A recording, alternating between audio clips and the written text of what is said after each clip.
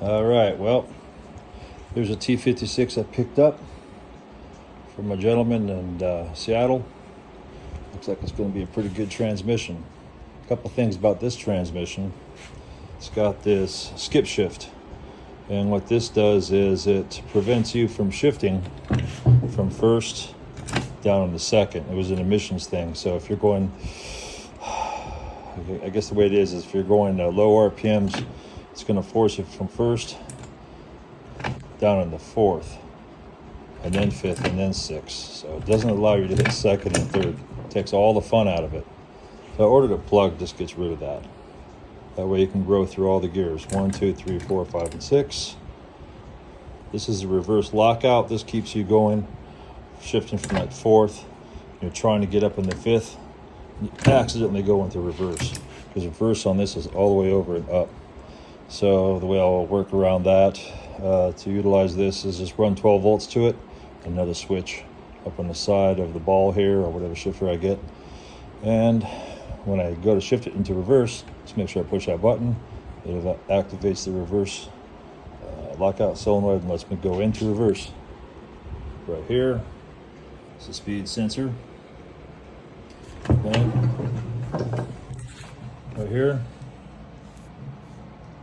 is reverse light switch. Pretty simple. This came out of a what year was it? That guy told me. 96 Camaro. It's got a sweet little B&M aftermarket shifting unit on there. One thing you got to do to convert this over to work on an LS style engine, which I'm planning on putting this on, is you got to remove this front plate.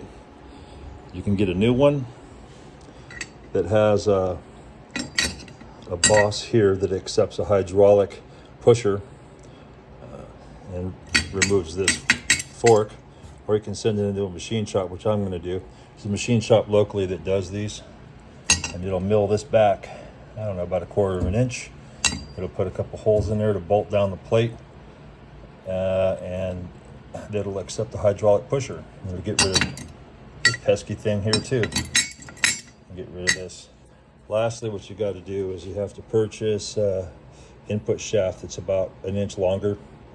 They make kits. The reason it's 1 inch longer is because the LS engines, the flywheel sits about 1 inch deeper. Thus, you need a longer shaft. So, pretty happy about this transmission. I've already got the bell housing for it, which is the LS style bell housing, and the LT style bell housing, which it came with, is right here. So side by side difference, you can see no bolt hole for the top for the LT style, bolt hole for the top for the LS. And as everybody knows, the LS engines don't have a bolt hole right here, and the LTs do. So you pick one of these up right here online. They're pretty cheap, and people are looking for these. So save it and sell it. There it is.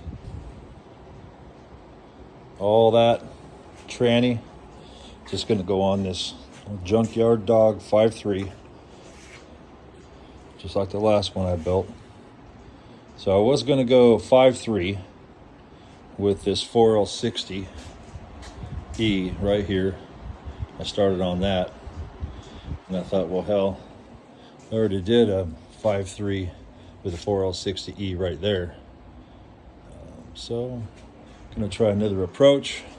Don't even know what this stuff's going to go in. Probably a small Chevy truck.